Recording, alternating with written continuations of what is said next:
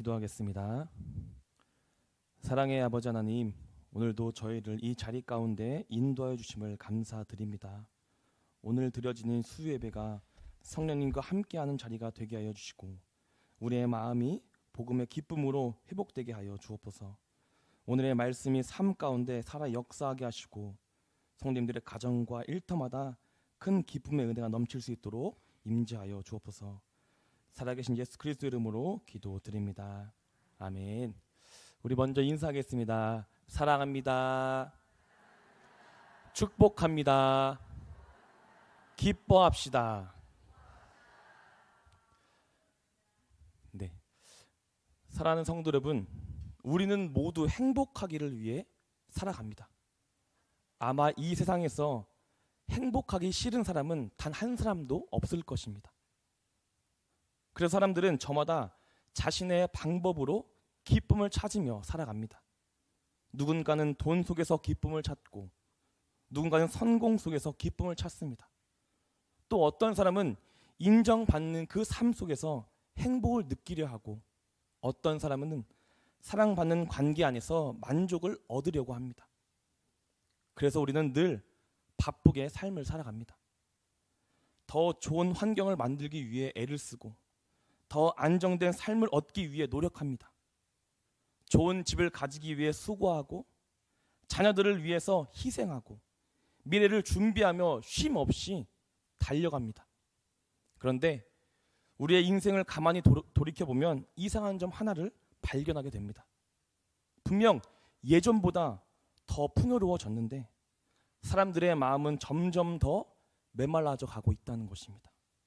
과거보다 훨씬 편리한 시대를 살아가고 있는데 먹고 싶은 것도 많고 누릴 수 있는 것도 많고 할 수 있는 것도 많아졌습니다. 그런데 이상하게 사람들의 마음은 점점 더 외로워지고 있다는 것입니다. 웃는 얼굴을 많아졌는데 진짜 기쁨은 사라져가고 있다는 것입니다. 사람들과 연결되어 있는데 마음은 더 고립되어 갑니다. 삶은 더 편리해졌는데 마음은 더 지쳐갑니다. 그래서 요즘 사람들이 가장 많이 나타내는 감정 가운데 하나가 바로 이유 없는 공허함이라고 합니다. 특별히 힘든 일이 있는 것도 아닌데 마음이 허전합니다. 남들이 보기에는 괜찮아 보이는데 이상하게 마음속은 무너져 있습니다. 웃고는 있지만 깊은 곳에서는 설명할 수 없는 외로움이 우리의 마음에 자리 잡고 있다는 것입니다. 왜냐하면 우리의 마음은 세상의 것으로 완전히 채워질 수 없기 때문입니다. 돈이 있으면 잠깐 편할 수는 있습니다. 좋은 일이 생기면 잠깐 웃을 수도 있습니다. 내가 원하던 일이 잘 되면 행복할 수 있습니다. 하지만 이러한 세상의 기쁨은 오래가지 못한다는 것입니다. 환경이 흔들리면 금방 무너집니다. 건강이 흔들리면 두려움이 찾아옵니다. 관계가 무너지면 마음도 무너집니다. 예상하지 못한 문제가 찾아오면 평안과 그 모든 것들이 쉽게 사라지게 됩니다. 그래서 우리 인간은 계속 무언가를 붙잡으려고 합니다. 더 가지면 괜찮아질 줄 알고 더 성공하면 행복해질 줄 알고 더 인정받으면 만족할 줄 압니다. 그런데 채워지는 것 같다가도 시간이 흐르면 우리는 다시 공허함을 느낍니다. 마치 바닷물을 마시는 사람과 같습니다. 목이 마르다고 바닷물을 마시면 순간은 시원합니다. 하지만 결국 점점 더 목이 말라집니다. 그 이유는 세상의 것들로는 사람의 영혼을 만족할 수 없기 때문입니다. 성도 여러분, 우리 인간은 단순히 육체만 가진 존재가 아닙니다. 우리 안에는 하나님께서 만든 영혼이 자리 잡고 있습니다. 그래서 하나님 없이는 우리는 어떤 것도 평안을 누릴 수 없다는 것입니다. 프랑스 철학자인 블레즈 파스칼은 이런 말을 했습니다. 인간의 마음속에는 하나님이 만드신 빈 공간이 있습니다. 이 공간은 세상의 어떤 피조물로도 채워질 수 없으며 오직 창조주이신 하나님을 통해서만 채워질 수 있습니다. 또 어거스틴은 말합니다. 하나님 안에서 쉬기까지는 우리의 마음에 참된 안식이 없습니다. 결국 사람은 하나님 안에 있을 때 비로소 참된 평안을 누릴 수 있다는 것입니다. 하나님 안에 있을 때 비로소 흔들리지 않는 기쁨을 경험할 수 있다는 것입니다. 그래서 성경이 말하는 기쁨은 세상의 기쁨과 전혀 다릅니다. 세상의 기쁨은 상황이 좋아야 유지됩니다. 형편이 괜찮아야 웃을 수 있습니다. 문제가 생기면 쉽게 사라져버립니다. 그러나 하나님이 주시는 참된 기쁨은 다릅니다. 환경이 흔들려도 사라지지 않는 기쁨, 눈물 속에서도 끝까지 붙들 수 있는 기쁨, 고난 속에서도 빼앗기지 않는 영원한 기쁨입니다. 그래서 우리 그리스도인들은 어려움 속에서도 다시 일어설 수 있고 눈물 속에서도 하나님만을 찬양할 수 있다는 것입니다. 오늘 이 시간 하나님께서 주시는 참된 기쁨이 무엇인지 함께 은혜를 나누는 시간이 되기를 간절히 소망합니다. 오늘 본문 말씀은 무너지는 상황 속에서도 사라지지 않았던 기쁨, 그리고 한 사람에게서 또 다른 사람에게로 흘러가 결국 모든 것을 기쁨으로 변화시켰던 복음의 능력을 우리에게 보여주고 있습니다. 사도행전 8장은 초대교회 역사에서 굉장히 특별한 전환점입니다. 왜냐하면 초대교회가 가장 큰 위기를 만나는 장면이기 때문입니다. 예수님께서는 부활하시고 승천하신 이후 성령이 임재하자 초대교회는 놀랍게 성장하기 시작했습니다. 사람들이 회개하고 돌아왔고 병든 자들이 고침을 받았고 날마다 구원받는 사람들이 늘어나기 시작했습니다. 교회 안에는 기쁨이 있었고 은혜가 있었습니다. 성도들은 서로 사랑하며 함께 기도하고 함께 예배하며 모든 것을 살아갔습니다. 그런데 복음의 역사가 강하게 일어날수록 세상의 공격도 점점 더 강해지기 시작했습니다. 시간이 지날수록 점점 더 강한 핍박으로 그들을 공격하기 시작했습니다. 사도들이 붙잡혀 감옥에 갇히고 협박을 받았습니다. 그래도 교회는 멈추지 않았습니다. 그러자 세상은 더 강한 방법으로 그들을 핍박합니다. 바로 스데반 집사의 순교 사건입니다.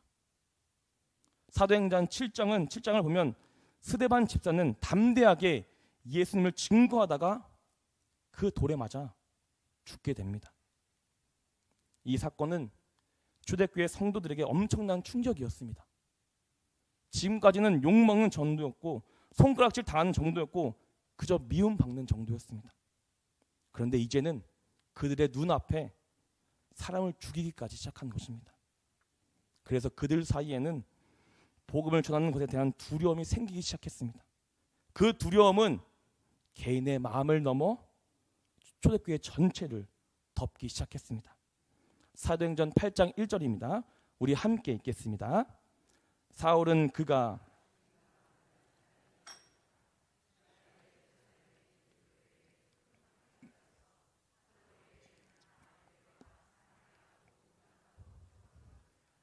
아멘. 여기서 말하는 큰 박해는 단순한 불편함이나 견딜 만한 고통 정도를 말하는 것이 아닙니다. 믿는 자들을 집집마다 찾아다니며 잡아가고 고문하고 죽이고 교회를 무너뜨리는 거센 핍박이었습니다. 행복하고 아름다웠던 신앙생활은 이제는 한순간에 고통과 핍박과 절망의 시작이 되었던 것입니다. 그런데 놀랍게도 하나님은 사람들이 실패하고 생각한 그 순간에 더 큰 일을 준비하고 계셨습니다. 중요한 사실은 예수님께서는 이미 오래전부터 말씀하십니다. 사도행전 1장 8절입니다. 우리 함께 읽겠습니다. 오직 성령이 너에게 임하시면 너희가 권능을 받고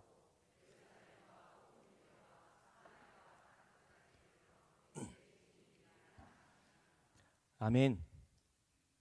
초대교회 성도들은 예루살렘에 머물러 있었습니다. 예루살렘 교회는 은혜로웠고 모이기에 좋았고 함께 있는 것이 너무나 익숙했고 편리했습니다. 그러나 하나님은 복음이 그 안에만 머무는 것을 원하지 않으셨습니다. 하나님은 복음이 예루살렘을 넘어 온 유대와 사마리아 땅 끝까지 흘러가기를 원하셨습니다. 그래서 핍박과 고난이라는 사건 속에서도 하나님의 그 뜻은 절대 멈추지 않았습니다. 사람들은 흩어졌지만 복음은 흩어지지 않았습니다. 끊어진 것이 아니라 오히려 더 멀리 깊게 퍼져나가기 시작했습니다. 성도 여러분, 하나님은 우리가 위기라고 생각하는 그 순간에도 역시 묵묵히 일하고 계신다는 것입니다. 사람은 막혔다고 생각하지만 하나님은 새로운 길을 열고 계신다는 것입니다. 사람은 끝났다라고 생각하지만 하나님은 그 자리에서 새로운 역사를 시작하십니다. 그래서 하나님께서는 먼저 흩어진 성도를 통해 일하셨습니다. 오늘 본문 4절입니다. 함께 읽겠습니다. 그 흩어진 사람들이 두루 다니며 복음의 말씀을 전할세. 아멘. 이 짧은 한 문장에는 초대교회의 놀라운 믿음과 하나님의 깊은 뜻이 잠겨져 있습니다. 왜냐하면 여기서 말하고 있는 흩어지는 사람들은 선교 여행을 떠나는 사람들이 아니었기 때문입니다. 좋은 환경 속에서 스스로 자원하여 떠난 것도 아니었습니다. 교회가 기쁜 마음으로 그들을 파송한 것도 아니었습니다. 그들은 지금 쫓기고 있는 상황이었습니다. 언제 붙잡힐지 모르는 그 상황 속에서 급하게 떠나간 사람들이었습니다. 살기 위해서 흩어져야만 했던 사람들이었습니다. 그들은 숨어야 했고 도망쳐야 했고 두려움 속에서만 움직여야만 했습니다. 그런데 놀라운 것은 바로 이러한 상황 속에서 그 은혜가 일어났다는 것입니다. 왜냐하면 그들은 흩어진 순간에서 복음만을 붙들고 있었기 때문입니다. 왜냐하면 그들은 복음이 참된 소망이라는 것을 경험한 사람들이었습니다. 그들은 예수님만이 참된 구원자이시며 참된 생명이심을 믿고 있었기 때문입니다.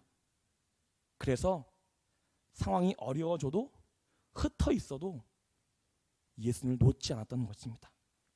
성도 여러분, 바로 이것이 믿음입니다. 믿음은 좋은 환경에서만 유지되는 것이 아닙니다. 모든 일이 잘 될 때만 감사하는 것은 누구나 할 수 있습니다. 건강하고 형편이 좋아지고 문제가 없을 때 누구나 신앙생활을 하기 쉽습니다. 그러나 진정한 믿음은 광야에서도 하나님만을 붙드는 믿음입니다. 눈물 속에서도 예배하는 믿음입니다. 흩어진 상황 속에서도 복음을 놓지 않는 믿음입니다. 그들은 단지 살기 위해서 떠났습니다. 두려움 속에서 움직였습니다. 그러나 하나님은 그 흩어짐조차 거룩히 사용하고 계셨습니다. 성도 여러분, 하나님은 우리가 우리의 삶의 자리에서 일하기 원하십니다. 가정에서, 직장에서, 사업장에서 만나는 사람들 관계 가운데에서도 하나님은 우리를 사용하기를 원하신다는 것입니다. 지금 우리의 삶에도 예상하지 못한 문제 많이 있을 수 있습니다.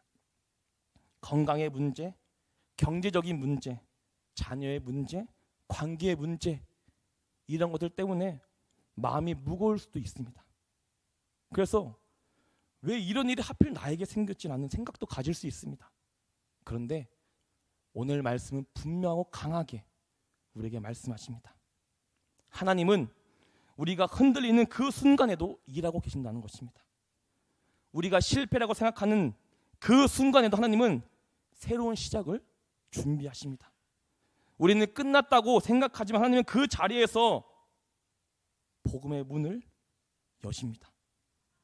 우리 산들교회 성도님들께서는 환경 때문에 믿음을 포기하지 않고 힘들다고 사명을 내려놓지 않고 하나님의 계획을 위해 멈추지 않는 거룩한 백성이 되기를 간절히 소망합니다. 이 본문 5절입니다. 우리 함께 읽겠습니다. 빌립이 사마리아 성에 내려가. 아멘.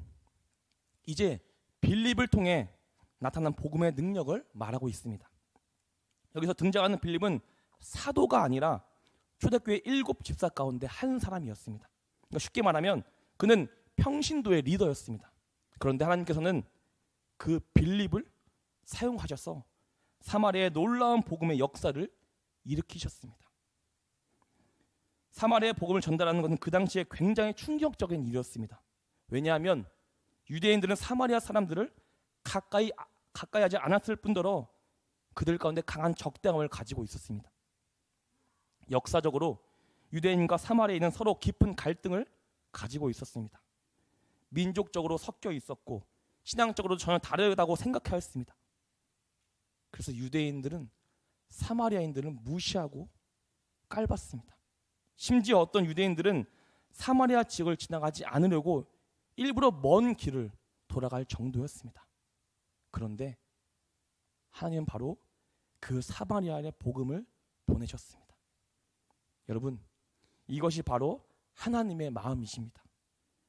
사람은 선을 그으면 안 된다고 말하지만 하나님은 그곳에서 생명의 길, 복음의 길을 여십니다. 그리고 그곳에 놀라운 일이 일어나게 됩니다. 본문 6절과 7절입니다. 우리 함께 읽겠습니다. 우리가 빌립의 말도 듣고 행하는 표적도 보고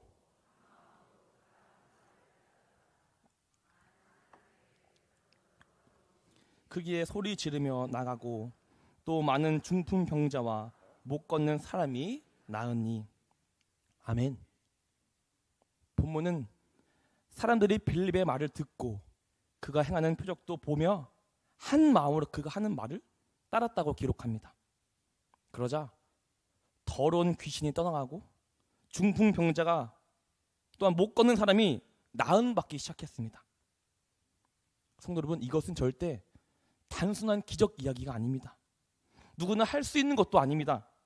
이 말씀은 복음이 놀라운 능력을 가지고 있다는 것을 우리에게 강하게 보여주는 것입니다. 사람은 겉으로만 살아가는 존재가 아닙니다. 몸만 아픈 것이 아니라 마음의 병도 있으며 영혼도 충분히 지칠 수 있습니다. 겉으로는 웃고 있지만 속으로는 무너져 있는 사람들도 많이 있습니다. 겉으로는 괜찮게 보여도 깊은 상처를 안고 가는 사람들도 있다는 것입니다. 그런데 복음이 그 안에 들어가자 사람들이 살아나기 시작합니다. 세상은 사람들의 겉모습을 잠깐 바꿀 수 있습니다. 돈으로 잠시 즐겁게 만들 수 있습니다. 환경을 조금 편하게 만들 수 있습니다. 하지만 사람의 영혼은 오직 복음밖에 없다는 것입니다. 그래서 빌립은 단순히 좋은 말을 전하는 것이 아니라 그는 예수 그리스도를 전했습니다. 본문 5절에는 분명히 말합니다. 사람들에게 그리스도를 선포하였다. 성도 여러분, 교회의 중심은 언제나 예수님이어야 합니다. 우리의 생각이 아닙니다. 우리의 판단이 아닙니다. 우리의 방법도 아닙니다. 오직 예수 그리스도입니다. 왜냐하면 진짜 변화는 그 예수님을 경험하고 만날 때 일어나기 때문입니다. 사람의 말은 잠깐 감동을 줄 수 있습니다. 좋은 말은 마음을 잠깐 움직일 수 있습니다. 하지만 예수님만의 모든 것을 새롭게 하실 수 있습니다. 예수님만이 절망 속에 있는 사람을 일으키십니다. 예수님만이 죄에 있는 그 모든 자를 살리고 구원하십니다. 빌립은 상황과 환경보다 복음만을 붙들었습니다. 핍박이 있었지만 복음을 전해야 했고, 낯선 땅이었지만 예수님을 전해야 했고, 두려움보다 복음만을 앞세웠습니다. 성도 여러분, 우리가 살아가고 있는 지금 이 시대에 필요한 것은 다른 것이 아닙니다. 사람을 진짜 살리는 복음의 능력입니다. 가정이 회복되기 위해서는 복음이 필요합니다. 다음 세대가 살아가기 위해서도 복음이 필요합니다. 지치고 아픈 영혼들을 회복하기 위해서도 복음이 필요합니다. 영원한 기쁨을 느끼기 위해서도 복음밖에 없다는 것입니다. 결국 우리가 전하는 것은 단순한 종교가 아니라 살아계신 예수 그리스도이십니다. 그리고 오직 그 복음만이 그 사람을 살릴 수 있습니다. 이제 오늘 본문 마지막 말씀입니다. 우리 8절 함께 읽겠습니다. 그 성에 큰 기쁨이 있더라. 아멘. 이 말씀은 아주 짧은 말씀이자 이 한 문장에 오늘 본문의 모든 것이 들어가 있습니다. 불과 얼마 전까지만 해도 초대교회는 밖에 속의 절망만 바라보고 있었습니다. 심지어 스데반 집사는 죽었고 성도들은 뿔뿔이 흩어져 버렸습니다. 그런데 하나님은 그 절망의 시간을 통해 오히려 그 사마리아 성에 큰 기쁨을 만들고 계셨습니다. 성도들은 흩어졌지만 복음은 흩어지지 않았습니다. 교회는 핍박을 받았지만 하나님의 역사는 멈추지 않았습니다. 오히려 복음이 들어간 사마리아 성에는 전혀 없던 거룩한 기쁨이 살아나기 시작했습니다. 여기서 중요한 것은 성경에 단순히 기쁨이 있었다고 말하는 것이 아닙니다. 성경은 말합니다. 큰 기쁨이 있었더라. 이것은 개인 몇 사람이 느낄 수 있는 감정이 아니라 도시 전체의 삶이 바뀌기 시작한 것입니다. 복음은 한 사람만 변화시키는 것이 절대 아닙니다. 복음은 가정을 바꾸고 공동체를 바꾸고 삶을 바꾸는 능력이 있습니다. 어두운 집안에도 복음이 들어가면 빛이 생기기 시작합니다. 미움이 가득했던 관계에서도 복음이 들어가면 용서와 화해가 시작됩니다. 절망하던 사람 그 안에도 복음이 들어가면 다시 살아날 새 힘이 생깁니다. 그래서 복음은 단순한 종교가 아니라 그 잃어버린 영혼을 살리는 능력입니다. 사람의 영혼은 하나님 없이는 절대 채워질 수 없습니다. 그래서 복음이 필요한 것입니다. 복음은 죽은 영혼을 살립니다. 지친 마음을 회복시킵니다. 잃어버린 소망을 다시 일으켜 세웁니다. 초대교회 성도들은 핍박 속에서도 복음을 멈추지 않았던 이유가 바로 이러한 이유입니다. 그들은 예수님 안에 있는 기쁨을 알고 느끼고 있었습니다. 세상이 줄 수 없는 기쁨, 환경이 빼앗을 수 없는 기쁨, 고난 속에서 사라지지 않는 기쁨을 경험한 사람들이었습니다. 그래서 흩어져도 복음을 전했고 두려움 그 속에서도 예수님을 증거했습니다. 결국 그 복음은 사마리아 성 전체를 큰 기쁨으로 변화시키기 시작하였습니다. 지금도 수많은 사람들이 기쁨을 잃어가고 있습니다. 가정 안에도 웃음이 사라지고 관계는 점점 더 메말라져 가고 사람들의 마음에는 불안과 염려가 가득하게 됩니다. 그래서 하나님은 오늘 말씀을 통해 그 복음을 널리 전하라고 말씀하십니다. 하나님은 우리 산돌교회를 세우셨고 우리를 이 자리 가운데 부르셨습니다. 우리가 받은 은혜를 흘려보내라고, 우리가 만난 예수님을 전하라고, 복음의 기쁨이 세상의 가운데 흘러가라고 우리에게 말씀하십니다. 사랑하는 성도 여러분, 말씀을 마무리하겠습니다. 복음은 어떠한 상황 속에서도 멈추지 않아야 합니다. 복음을 전달하기 위해 우리의 생명을 걸어야 합니다. 초대교회는 가장 힘든 시간을 지나가고 있었습니다. 스데반 집사가 순교를 당했고 성도들은 핍박 때문에 흩어져야 했습니다. 사람의 눈으로 보면 실패처럼 보였습니다. 무너지는 것처럼 보였고 끝난 것처럼 보였습니다. 그러나 하나님은 바로 그 자리에서 그 흩어짐 속에서 새로운 역사를 시작하고 계셨습니다. 하나님은 흩어진 성도들을 사용하셨습니다. 그들은 계획해서 떠나는 것이 아니었습니다. 두려움 속에서 흩어졌고 그러나 하나님은 그 흩어짐조차 사용하셔서 복음이 더 넓고 깊게 퍼져가게 하셨습니다. 그리고 하나님은 빌립을 통해 사마리아의 놀라운 복음의 역사를 일으켰습니다. 이것이 복음입니다. 복음은 사람을 살립니다. 지친 영혼을 회복시킵니다. 절망 가운데 있는 그 사람에게 참된 소망과 희망을 줍니다. 세상은 잠깐의 즐거움을 줄 수 있지만 영혼의 기쁨은 줄 수 없습니다.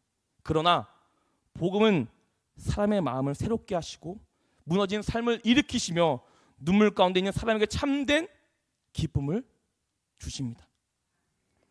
지금 우리 산들교회는 메이데이라는 전도 축제를 진행하고 있습니다. 전도는 단순히 교회 행사에 사람을 데리러 오는 것이 아닙니다. 전도는 한 영혼에게 생명의 길을 전하는 것입니다. 지친 사람에게 예수님을 소개하는 것입니다. 소망을 잃어버린 사람들에게 다시 살아갈 이유를 전하는 것입니다. 예수님 안에 참된 기쁨을 나누는 것입니다. 우리 주변에 지금 기쁨을 잃어버린 사람들이 있습니다. 겉으로는 괜찮아 보여도 속으로는 처참하게 무너져 있는 사람들이 있습니다. 웃고 있지만 외로운 사람들이 있고 소망 없이 하루하루를 간신히 살아가는 영혼도 있습니다. 하나님은 오늘 우리를 통해 그 영혼들에게 복음의 기쁨이 흘러가기를 원하십니다. 빌립 한 사람을 시작해 사마리아 성에 큰 기쁨이 임했던 것처럼 하나님은 우리 산들교회를 통해 우리의 가정과 일터와 여수 땅에도 같은 은혜를 부어주길 원하십니다. 그러므로 산들교회 성도 여러분, 우리가 받은 은혜를 나누기를 소망합니다. 내가 만난 예수님을 전하기를 소망합니다. 내가 경험한 그 큰 기쁨을 퍼뜨리기를 소망합니다. 그리고 우리 가운데, 우리 산들교회 가운데, 우리의 이 땅 여수 땅 가운데 오늘 본문과 같은 고백이 울려 퍼지게 되기를 소망합니다. 기도하겠습니다. 사랑과 은혜가 충만하신 아버지 하나님, 세상에 줄 수 없는 참된 기쁨이 오직 예수님 안에 있음을 깨닫게 하시니 감사합니다. 어떠한 상황 속에서도 복음을 붙드는 믿음을 우리 교회 가운데, 나의 가정 가운데 허락하여 주옵소서. 우리의 가정과 교회와 여수 땅 가운데 복음의 기쁨이 흘러 넘치게 하여 주시고, 지치고 무너져 있는 영혼들이 그 예수님 안에서 다시 살아나게 하여 주옵소서. 우리 산들교회를 통해 한 영혼이 살아나게 하시고 어디를 가든지 복음의 통로로 쓰임받는 교회가 되게 하여 주옵소서. 우리를 위해서 죽음에서 승리하신 예수 그리스도의 이름으로 기도드립니다. 아멘.